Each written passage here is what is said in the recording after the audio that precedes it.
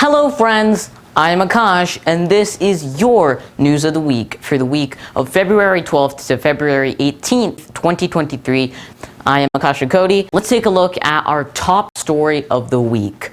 On January 28th, 2023, the US government spotted a Chinese high-altitude surveillance balloon flying over Alaska. The balloon continued to fly over Western Canada and eventually throughout the entire rest of the United States before the Air Force shot it down off the coast of South Carolina in the east and are now currently assessing the contents of the balloon.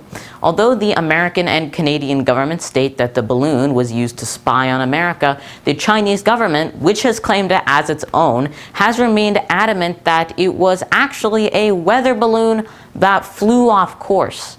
But it seems that that might not actually be the case, and that there's quite a lot of evidence proving that it very well can be an actual spy balloon. And if that's the case, then this is big.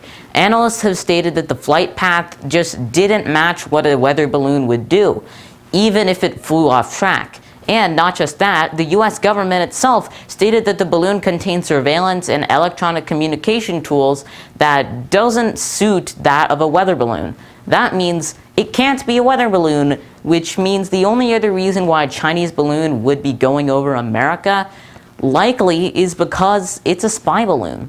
So that is the situation, but it's more than just that. On February 3rd, 2023, the US announced that China had launched another balloon that was flying over Latin America, and a series of unidentified high-altitude flying objects, none of whom are balloons, was discovered over the past week throughout Alaska and the northern contiguous US. But meanwhile, China themselves has stated that the US has flown similar high-altitude balloons over China more than 10 times since last year, a claim that the US has vehemently denied. So that is the situation where US-China relations have fallen to one of the lowest in history after this Chinese spy balloon incident. So let's take a look at our next story, which is actually a bit more pertinent to the platform you are watching right now. That's right, it's YouTube, because the CEO of YouTube since 2014, Susan Wojcicki, announced her resignation from YouTube on February 16th, 2023, and was succeeded by YouTube's chief product officer at the time, Neil Mohan, that same day. Wojcicki has always been involved in Google since the very beginning, when founders Larry Page and Sergey Brin built their first base of operations, the first Google headquarters, in Wojcicki's garage. She slowly rose up the ranks of Google and was eventually promoted to YouTube CEO all the way in 2014. Although she introduced many changes that have positively affected YouTube and its consumers, she's also come under fire for enacting changes to YouTube's advertising policy, among other aspects of the site that negatively affect creators and their audiences. Her resignation this week was actually unexpected. Nothing that major was going on within YouTube themselves, but Wojcicki stated that she wanted to focus on her family and health and to work on other projects besides YouTube. She still holds an advisory position at Google, but her position as CEO was taken by YouTube Chief Product Officer Neil Mohan, an Indian American who has successfully managed many of the site's new features since 2015. So I truly wish Wojcicki the best in what she does from now on, and I'm truly excited to see what YouTube's new CEO Neil Mohan will bring to the world of internet online video. So with that being said, let's take a look at our final news of the week, which is probably one of the biggest things in this week, and that is Super Bowl 57.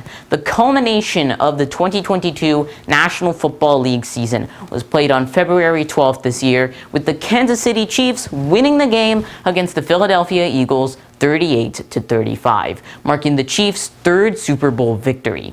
The Kansas City Chiefs have been doing very well in recent years, as they won the Super Bowl in the 2019 season and made it to the Super Bowl in the 2020 season. So you can see that they've been doing really well. But the Philadelphia Eagles are also doing really well because they just won the Super Bowl in 2017 and they are on a roll as well. And that 2017 win was their first win ever. A big jump in confidence for them and their fans. So now, heading into this Super Bowl, they were doing better than ever before, and they were poised for another win this year. So the Eagles were actually considered the favorites, given their performance throughout the season, and they were winning by the end of halftime 24-14. But then, in the third quarter, things start to change. The Eagles' lead diminished to just 27-21, and in the final quarter, despite the Eagles' valiant efforts throughout, the Chiefs' football kicker Harrison Butker shot a field goal with 8 seconds to spare, winning them the game 38-35. And you know what? In the end, it was a true valiant effort on both sides. Some consider this one of the best Super Bowls in history. The game garnered the second most viewers of any television broadcast in US history, with 113 million views on average. The halftime show garnered 118 million. Now, as I said, this is the second most of any broadcast in history, behind the average of the viewers of Super Bowl 49, 114 million viewers at the end of the 2014 season.